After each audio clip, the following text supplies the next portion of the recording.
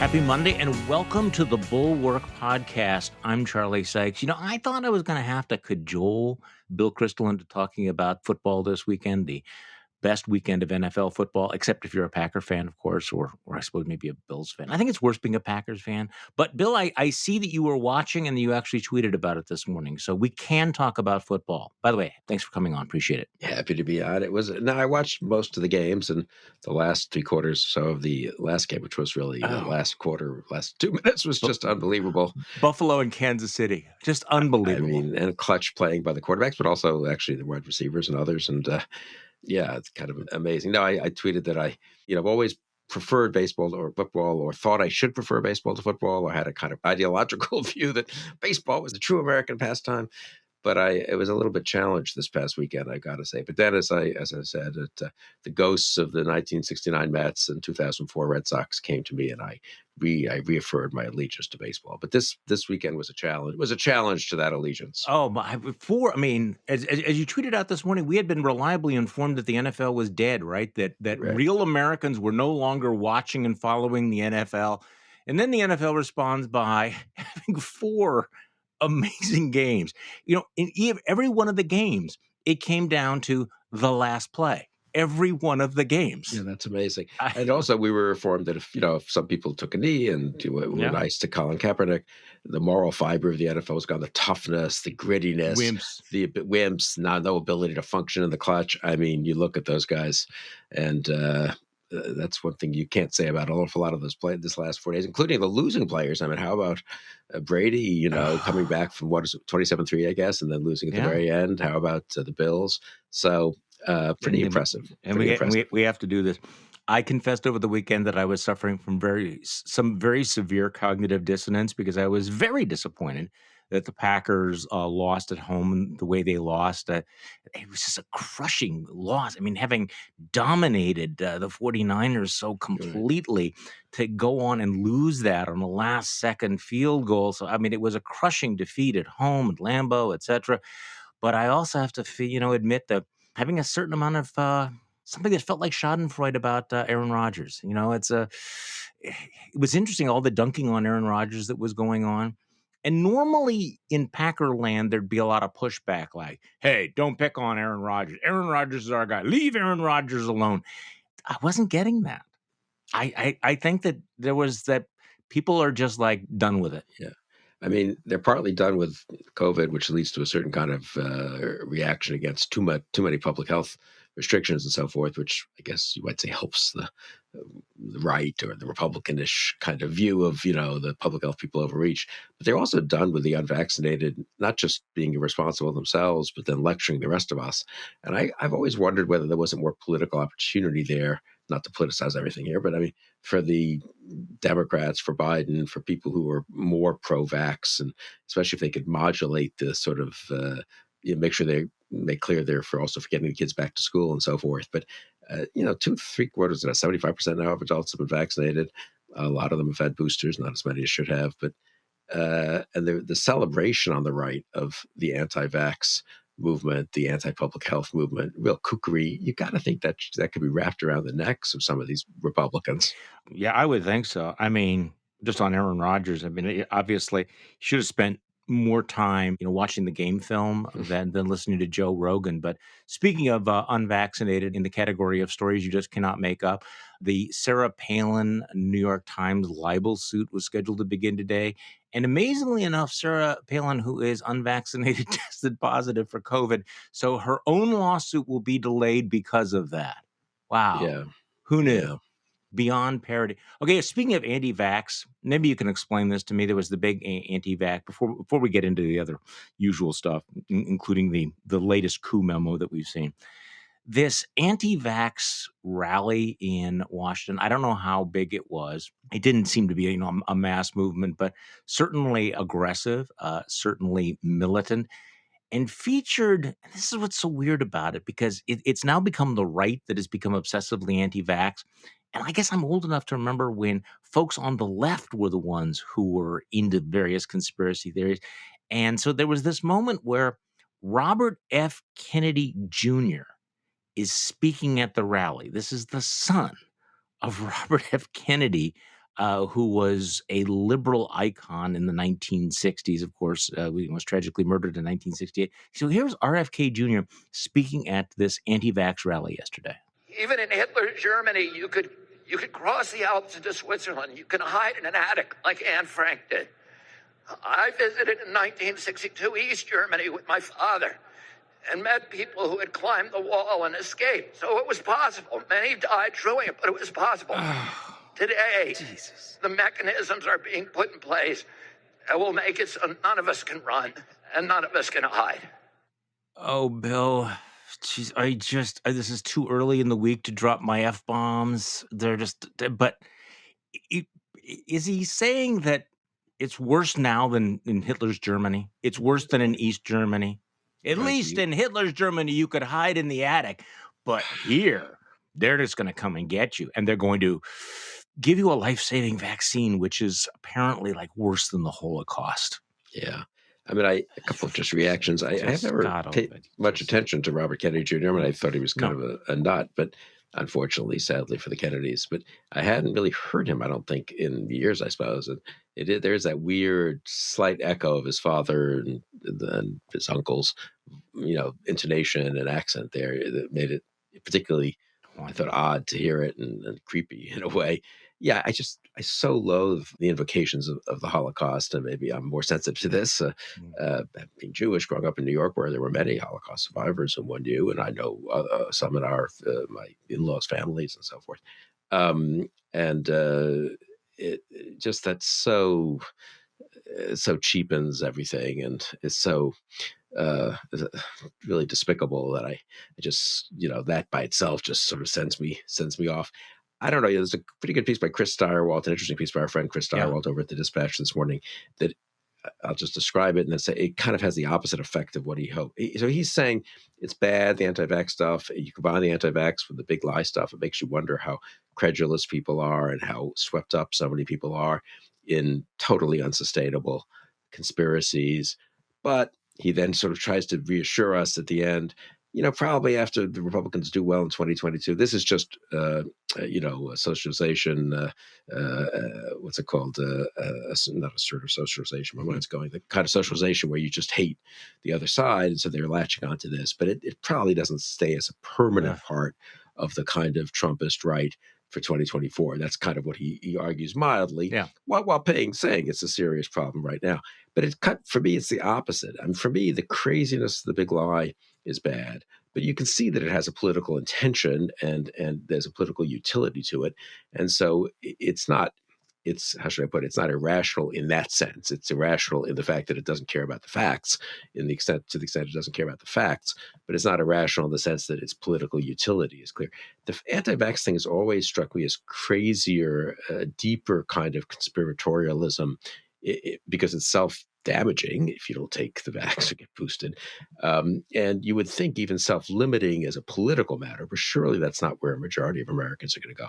But the fact that it's caught on so much and become so much a core part of not just fringy Trumpism, but really Trumpism altogether, and Fox and so forth, I think that's more disturbing, not less. So I think Chris's piece, which is worth reading, ultimately, it, for me, cuts the other way, that things are worse than you think if you've got both an election big lie going on and a legitimation of what were previously viewed by every sensible person on the left and right as totally fringy anti-science, anti-medicine type theories.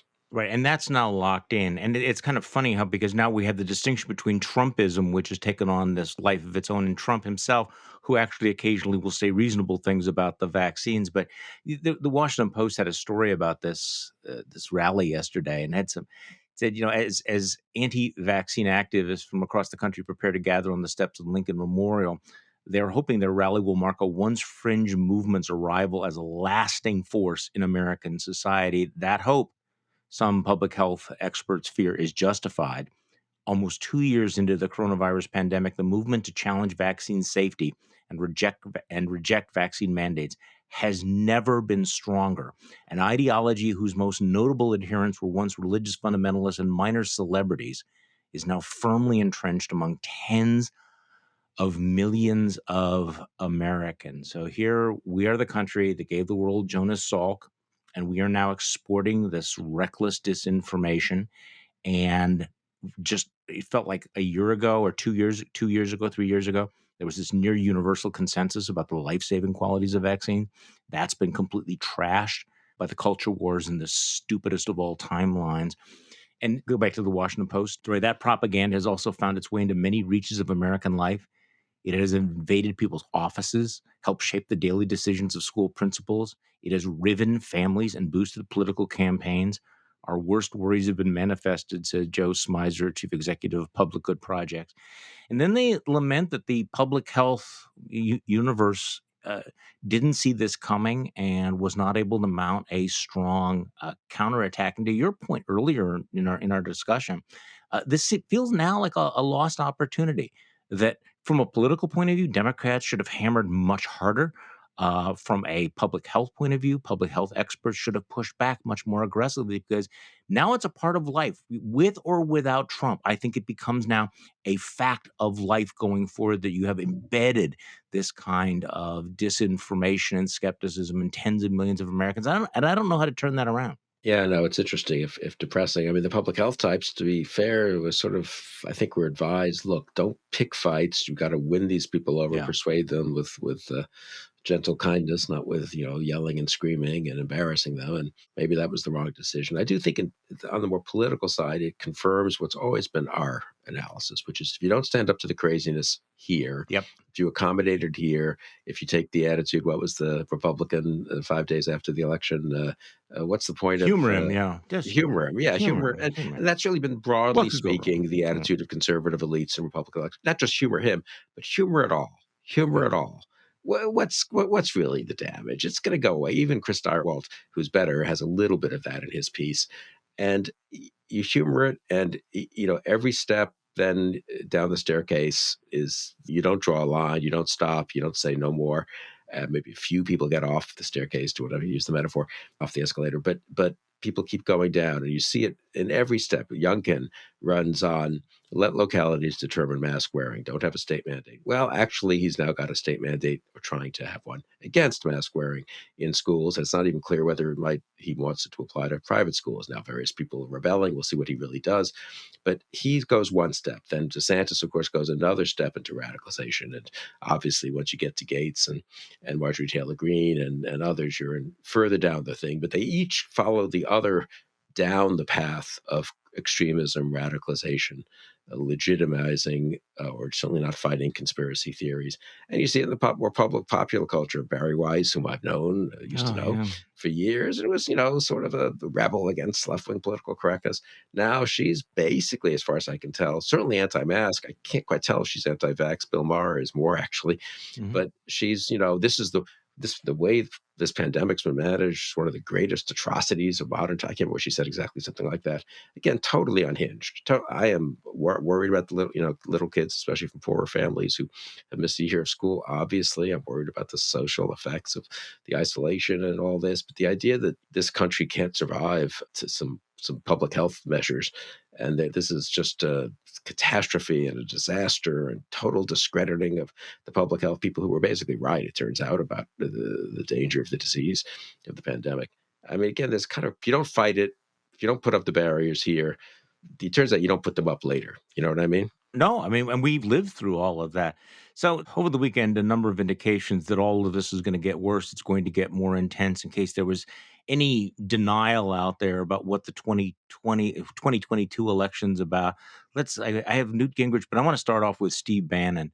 Steve Bannon, who has really become kind of the id of the Trumpist right. I know people keep focusing on Fox News, but don't sleep on what Bannon is doing, or the number of folks that have been going in and bending the knee for his podcast. I know that Tim Miller spent a weekend or a week listening to what Bannon was doing, and you need to understand how radicalized folks are getting who are marinating in Steve Bannon's apocalyptic vision. And over the weekend, he made it very, very clear that if Republicans get control, they are not merely going to impeach Joe Biden, but they're going to try to put him in prison. And this seems to be a new theme. Let's play Steve Bannon. You have stood down ICE and you've stood down Border Patrol. And guess what? That's the impeachment hearing I want to hear. Because we're not going to do your crap with all these guys from the National Security Council and the first time or the phone call that did this. No, you're going to sit there for day after day and week after week, and we're going to bring the witnesses. We're going to bring the witnesses of what you did to this country, what you did on the southern border. Preserve your documents, because after impeach you, then we're going to put you up on criminal charges. Criminal charges for allowing this country to be invaded by your actions. Acts of commission, not acts of omission, acts of commission. And we're not going to back down. So write it down. This November is about one thing. It's impeaching Joe Biden to stop this madness and to stop this illegitimate regime from destroying our nation. Well, at least it's clarifying, Bill, where Steve Bannon is going, where he expects other Republicans to go. And he's been ahead of the curve on Republican and conservative thought. And it's, of course, going to be ignored. I don't expect to see much denunciation of this from our friends in National Review of the Wall Street Journal. Maybe a little bit of, clucking. That's not really very helpful. A little extreme. And there are problems at the border, but, we can't just impeach him and put him in jail. And I think 2, 3, 4 months from now, it'll be a bunch of candidates will be echoing this. And they'll be saying, look, it's a little unfortunate that they echo this, but we do need to support them, so you can't have the Democrats win these seats. And God knows what will actually happen in 2023 or 2024. But I think, yes, as you say, sleeping on or ignoring or minimizing the effect of this would be foolish. He's been, for 8 years, Bannon's been, I met him in 2013, 14, and he was, look, Bill, we're going to destroy you. We're going to destroy the Weekly Standard. I'm a Leninist. We're going to destroy the institutions. We need a thoroughgoing revolution. I was like, fine, you can hope that you're entitled to make that argument, but I don't, and I didn't take it as seriously, I guess, as I should have, and we opposed it, but maybe we should have. I don't know what we could have done, frankly, but anyway, it would be foolish to assume that candidates don't start echoing that. I'm curious to see how many candidates will not go on Steve Bannon's show. How many candidates for Senate in Ohio, for Senate in Pennsylvania, for governorship of these states will not go on that show, or will affirmatively distance themselves? And I'd say the same about conservative elites as well. Well, to your point, right now it may sound like extremist raving. I think by the election or shortly after the election, this will become conventional wisdom. We've seen this process of how the unthinkable becomes thinkable, and then it becomes just, part of the atmosphere. I mean, look where Kevin McCarthy has come on some of this stuff. I thought your exchange with I don't remember what show it was on, with Rich Lowry was very revealing and interesting in that way. And obviously he's someone we've all known for years and is personally, I think, has been, and I assume still is, a decent person and sometimes a thoughtful person. But the degree to which he was not, he's in that accommodating mode. And he wrote something over the weekend that was very much, I just blanked out exactly what the point was, but it very much struck me as a follow-up to his argument, his debate with you. Yeah, he's all in on DeSantis. DeSantis is the answer. This is where the Republican Party needs to go, even though DeSantis has now moved to the right of Trump on some issues. Right. I mean, that's I guess that was it. That's kind of the way we save us from Trump, by being a little less flighty than Trump, but actually more irresponsible than Trump, at least as irresponsible in different ways, I suppose you'd have to say, from Trump. Maybe governs a little less irresponsibly, but not entirely. And we don't know what he would do at the federal level. And all the performative nonsense, I'm going to have a state police force that's going to enforce election integrity, that's going to report only to me. We don't think that a little Florida state police force is going to destroy democracy in America, presumably.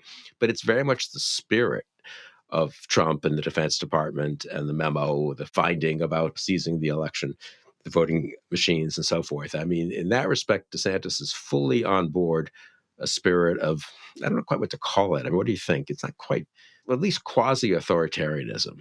Yeah, well, and sort of free-form demagoguery. I mean, our colleague Amanda Carpenter has a really great piece for the Orlando newspaper where she describes sort of the secret that he, picks up some meme from the internet and then he tries to jump ahead and claim that he's a leader. So he's always sort of, chasing the will of a wisp. I think part of this is this clearly erroneous, but this myth that people like Rich Lowry and others tell themselves that really the only real problem in the Republican Party is Trump's personality. If you just got rid of the mean tweets, if you just got rid of his erratic character, then everything goes back to normal, that everything is going to be okay.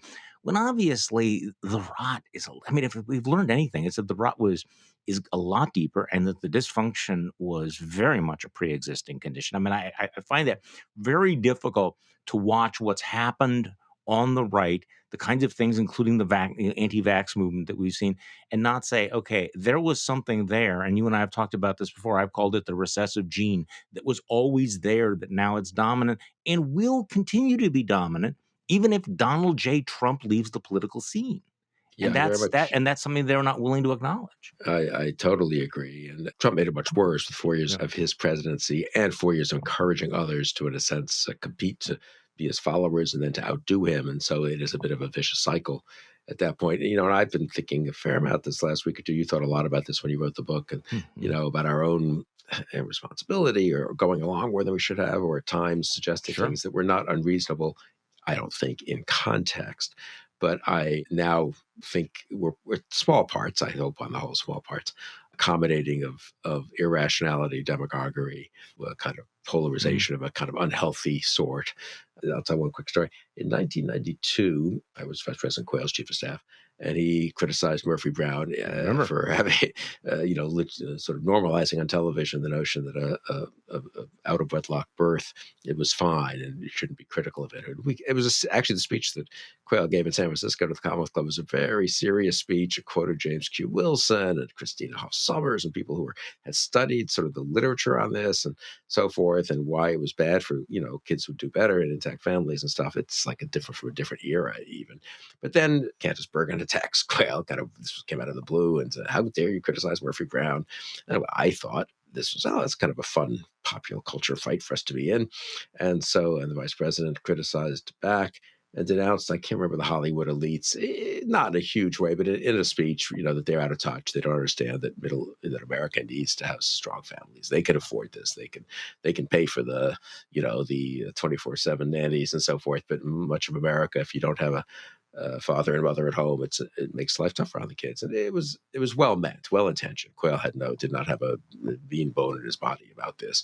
But someone in our office, not very much of a junior person, said to me at the time, "Bill, I understand this fight, and I tend to agree with you on the substance, the sociology of the cultural sort of analysis that you're in. But why are we denouncing elites? We're not against elitism if it's properly understood, if it's kind of meritocratic, and if it's, if they know more or something like that. Maybe we should, I don't know, should change that word or take out that rhetorical side." And I was like, "Oh, look, it's sort of a tradition in American politics, and no one's calling for us to be doing anything terrible to them. We're just saying that they're out of touch with middle America." But even that little thing, it just came back to me for some reason in the last few days that, maybe we should have all been more careful, or could have been more careful in that kind of rhetoric as well. No, it's funny you should mention that, because I do remember a conversation around that time, maybe it was even a little bit earlier, among some very elite conservative intellectuals about how we ought to mount an assault on quote unquote elitism. Yeah. And I guess my reaction at the time was, to sort of nod our heads. It was more of a populist thing. In retrospect, of course, it was ironic that everybody in this conversation was elite. You'd recognize all the names. Okay, so speaking of conversations that we had in the past, I wanted to set this up. Just you probably have forgotten this, but and I'm going to get ahead of myself here. In terms of the dysfunction being a pre-existing condition, Newt Gingrich has been around for so long that I think sometimes it's easy to overlook the incredible pivotal role that he played in changing the rhetoric and the focus of Republican and conservative politics. And of course, he continues to do so. We played Steve Bannon a little while ago, where he talked about impeaching and jailing Biden and other officials. Well, Newt Gingrich was also on television over the weekend making this threat for members of the January 6th committee who are investigating the attempted overthrow of the American Republic. This is Newt Gingrich. You're going to have a Republican majority in the House and a Republican majority in the Senate. And all these people who've been so tough and so mean and so nasty are going to be delivered subpoenas for every document, every conversation, every tweet, every email, because I think it's clear that these are people who are literally just running over the law, pursuing innocent people, causing them to spend thousands and thousands of dollars in legal fees for no justification. And it's basically a lynch mob. And unfortunately, the Attorney General of the United States has joined that lynch mob and is totally misusing the FBI. And I think when you have a Republican Congress, this is all going to come crashing down. And the wolves are going to find out that they're now sheep. And they're the ones who are, in fact, going to, I think, face a real risk of jail for the kind of laws they're breaking. Wow. So there's Newt Gingrich talking about jailing people on the committee. And we've moved past just your garden variety obstruction of justice. Now basically saying, when we get in power, we're going to use our power to retaliate against you. I mean, this is really what the Republican Party has become now, hasn't it? Yeah, and this is, I guess, the most immediate thing that might have triggered this is that they requested that Ivanka Trump testify before the committee or meet with a committee. I'm not sure, but you'd have to be in public to go over the events of January 6th. And she clearly, it's well known that she urged her father to do certain things that he may not have done. And they just want to get testimony about what the president of the United States was doing that day. And she was a senior advisor in the White House and was very much on the scene. That's the request. That's the terrible thing that the January 6th committee has done. That's the lynch mob, right? And it was a request. Testify or appear. And of course, they've also requested documents and other such things. They've done it according to the law. They've gone to court where they've had to go do so. And the Justice Department has been very, I think, careful and sort of judicious in the way they've tried to investigate what happened and see who was responsible for what. But Gingrich doesn't like it. I mean, Gingrich is such a complicated. Not if he really is that complicated. One wants to think he was a complicated figure because people like me, when I came to Washington in '85, I mean, he was, of course, not yet in leadership, and he hadn't mounted his challenge till '89 when he became whip and then, in effect, forced Michael out and became leader in '93, '94. Gingrich was, seemed well-educated. He certainly read a lot. He was very facile. Historical allusions flowed off his tongue. He read, but he was, if you were like me, came to Washington from the academy and working for Bill Bennett and wanted to, he seemed like a new, exciting, more intellectual, actually, more populist at the same time, occasionally irresponsible, occasionally flaky, no question about that. But, it's hard to even convey now that people like me, and I'm sort of embarrassed about this, I guess, felt that he was, we didn't think, we weren't uncritical of him. We published stuff in the Weekly Standard very early on, making fun of him and so forth. But we also thought some of this was very valuable, very important. And it just turns out to have been whatever decent things that were in there to have been totally swamped by the recklessness, the demagoguery, the lack of balance, the personal ambition, I suppose, and a bunch of other things. Maybe it didn't have to go that way. I mean, Gingrich is an important historical figure, but as I guess I said this on Twitter, that he's going to go down in history as a mere precursor to Trump, not as I think so. And so should I tell my Newt Gingrich, Charlie Sykes, Bill Kristol story? I didn't know it was Bill Kristol story, but go ahead. I'll sit here and suffer. No, I'm going to remind you of this because you actually gave me some very, very good advice. So this feels like it's a different era. It's 1995.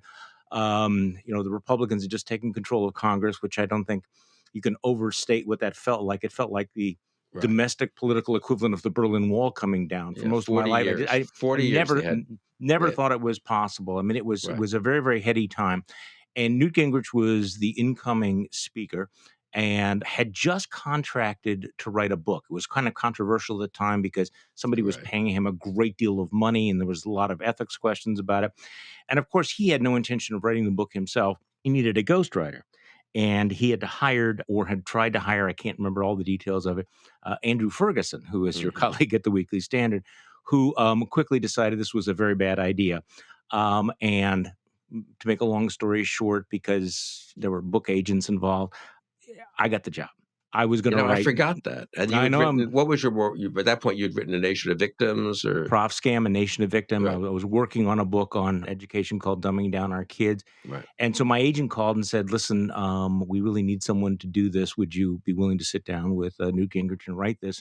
And because it was a very, very heady time, I thought this will be very interesting. And so I actually spent a few days with Gingrich, driving around with him, went out to dinner with him, sat in on a meeting he had with the then mayor of Washington, Marion Barry, which was quite interesting. But as I spent time with him, I became less and less comfortable with the idea because I could see the way his mind worked. which was not necessarily in a linear fashion, how he would just sort of like a whirligigs, shooting off various weird ideas. And there was just something off about it. And I remember starting to think, do I really want to take, months of my life off to try to make these rather incoherent thoughts into something coherent, not to mention the fact that there was kind of this cloud about it. And so this is where you come in, because we were doing our radio show live from the Capitol. And we had Gingrich on, and we had the majority. Who's the majority leader? No, I'm forgetting his name. This is Dick Armey. Dick Armey was on, and I think you were on, and I pulled you aside and I said, listen, I have to ask your advice. I've been talking to Andrew Ferguson about this and why he chose not to write it. And what do you think? I had the contract, which was pretty, for me at the time, was not something to sneeze at. Right. And you probably don't remember the conversation, but you said you shouldn't do it. Is that right? I don't remember this at all, honestly. Okay. I mean, I remember the era. It was some of the most important advice I have. Wow. And you said you shouldn't do it. You shouldn't be anyone's ghostwriter. He said, you're writing a book, and if you do this, first of all, he doesn't care about anything you say. You have no input into all of this. And I don't think it's in your interest to be a ghostwriter when you are an author in your own right, which, of course, coming from Bill Kristol was extremely flattering to a much younger self. But it was also really sound advice. And it was because of you, Bill, that I went back to my agent and said, I'm just not doing this. Oh. I am not going to get on a plane and fly down to Georgia and spend a month doing this or whatever it was, or following him around in the car, trailing as he spun off his various ideas.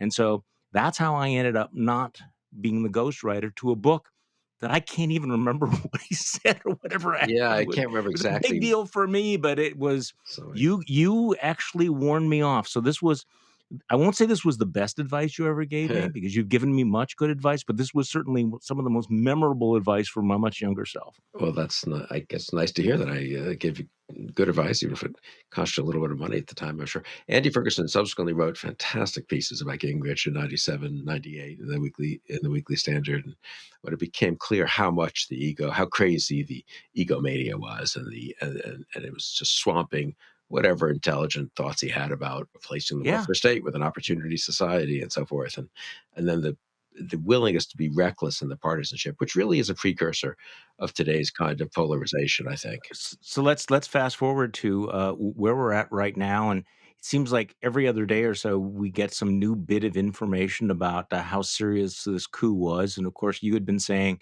I am alarmed. In retrospect, we all should have been alarmed, but it turns out to be even worse than we thought. At least that's my takeaway right now. The memo over the weekend that we found out, the draft memo describing, in effect, martial law, the Defense Department seizing the voting machines. Your thoughts about that memo, the fact, of course, it wasn't issued, but the fact that it exists, what does that tell you? So it's a draft finding, weirdly enough, that was originally characterized as an executive order by people. And the findings are really used mostly to, for covert activities, and it's what you need to do legally post, I think, the 1974-75 legislation to justify, a president needs that to justify, I don't know, disrupting the Iranian, nuclear program or something. So they're classified normally. And this thing is done, it's sort of a cartoonish thing. Of course, when you read it, it's like, it's not like any real finding one has ever seen in government that's carefully done by general counsel, CIA, and vetted, and, very careful citation of real authorities. Having said that, it's not totally unlike those. And so it's not the kind of thing, in my opinion, that Sidney Powell or Lynn Wood or even Rudy Giuliani, people who have not been in the federal government, or Giuliani hadn't been for decades, and who didn't have access in a way to sort of other such findings. A lot of them are classified. It's not something you can just write. It's not like, I don't know, an op-ed, right? So it does, for me, it brought home for me that even if it was based on a lot of the material had been assembled by people like Sidney Powell, that seems to be the case now. And a lot of it, therefore, replicated kind of crazy election conspiracy arguments about China and so forth. And again, that was the foreign policy hook that made it possible, allegedly, to be a finding. The reason, if you look at the document, the Defense Department seizing these machines, the ostensible reason is foreign interference. That's what makes it possible to do a finding. That's also what makes it even more alarming, because the finding is secret, it's classified. DOD is being involved, not just, the Justice Department or Homeland Security even. Presumably intelligence agencies would be involved in some of this as well. This guy Ratcliffe, remember, was director of national intelligence at the time and was a pretty fervent Trumpite and maybe misusing national intelligence. So again, was it going to happen? Were people at DOD and CIA really going to do any of this? I said not, thank God, because they had pre-Trumpy people in them. But it does show a degree to which I do think senior people in defense who had intelligence backgrounds were involved in this. I don't know individually who it was, but hard to believe that Kash Patel and these people weren't involved one way or the other. And again, it's not just one person considered his computer and do this. You probably have a team. And so some people researching it and so forth. So it shows how the interpenetration of the outside kookiness, which we've all seen a million examples of, Yeah. it's very vivid, and the internal danger of people burrowing inside to try to make stuff happen. It didn't work. It didn't happen. It didn't come together.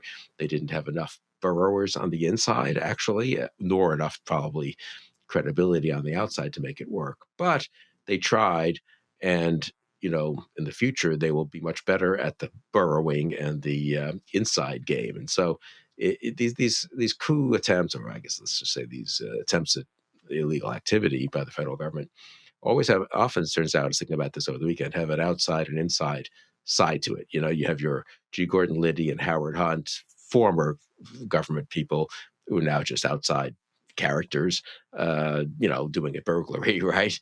But they're doing it in connection with, at the encouragement of, under the orders of people in the government, and then the people in the government cover it up and stuff. You don't quite have the cover-up thing as much here, but you do have that kind of inside out. But in Watergate, they all went to jail. Haldeman, Ehrlichman, Mitchell, because of their involvement in that. How could the people who were involved in this on the inside, Mark Meadows clearly knew about this, did nothing to discourage it. In fact, if anything, encouraged it. I don't really see, honestly, how is Mark Meadows less guilty of crimes than H.R. Haldeman? So I was listening to your conversation with Jonathan Karl, which seems really relevant to all of this. Of course, Jonathan Karl from ABC, who's written the book Betrayal, and the way you were discussing the personnel, this whole issue of personnel. That Johnny McEntee, the loyal personal assistant who was put in charge of presidential personnel, and there's a lot of what ifs here. If he would have succeeded in installing loyalists, toadies in all of these positions, what would possibly have happened? I was listening. I can still remember, sort of Jonathan Karl's voice in my head, where he talks about having lunch with somebody who was very, very loyal to Donald Trump. This was somebody he describes as very prominent, important official in the national security space during the Trump administration, not a deep state guy. And he said to Jonathan Karl at the end of the interview, "I'm just horrified at the thought of what a second term would have looked like, who would have been in the cabinet." And so all of this, I think, it needs to be looked at in the context of, okay, it didn't work this time, but what if you had a Johnny McEntee completely Bannonized Trumpist cabinet? What would a second Trump term look like? Yeah, absolutely. It would look presumably more like the last year than like the first three, because the first three, the Trumpist elements were contained and actually eased out when you think about it. Bannon was fired by John Kelly, the White House chief of staff. McMaster and then Bolton kept things sort of under control at the National Security Council. They refused to go along with what what Bolton characterized as this crazy drug deal that Giuliani and those people were cooking up in Ukraine. Fiona Hill was there at the National Security Council. Alex Finman was there. I mean, all of them are gone by early 2020. McEntee is put in presidential personnel. In a weird way, you could argue the pandemic maybe distracts them from doing what they might otherwise have done, getting rid of people like Esper from defense and Haspel from CIA earlier. Now, would the system have risen up in protest? Would Senate Republicans have said, no, that's just a bridge too far? I don't know. I'm not so sure they would have. They might have said it, but would they have actually insisted that you can't just put acting people in all these jobs and so forth? I remember at the time, though, you and I discussed this so much in December, the resignation, the firing of Esper on November 9th or 10th, whatever that was, and then the resignation of Barr. I mean, those two things were, if that were happening in a foreign country, president loses an election, he contests it, he says it's been stolen, and suddenly the defense secretary is gone, and a bunch of really people who could never get confirmed are stuck in acting positions, insensitive ones. And then the attorney general, who's pretty loyal to Trump, leaves. He might have told us at the time a little bit more about what was going on instead of issuing some letter full of praise for Trump. And then it turns out his own deputy, I guess, Rosen, who takes over, who people had doubts about, even he wouldn't do certain things. And then they wanted to replace him with Clark. I mean, the degree to which, luckily it was last minute. Luckily, they only had a few months. They were distracted by the re-election and by the pandemic and other things. Luckily, Pence was still there in a way as the last pre-Trump person in a funny way. Meadows had taken over as chief of staff, and so Kelly and those people were long gone. I mean, but now where's the party is more of a Mark Meadows, Johnny McEntee party than a H.R. McMaster and John Kelly or even Mike Pence party, right? That to me is what people just haven't come to grips with.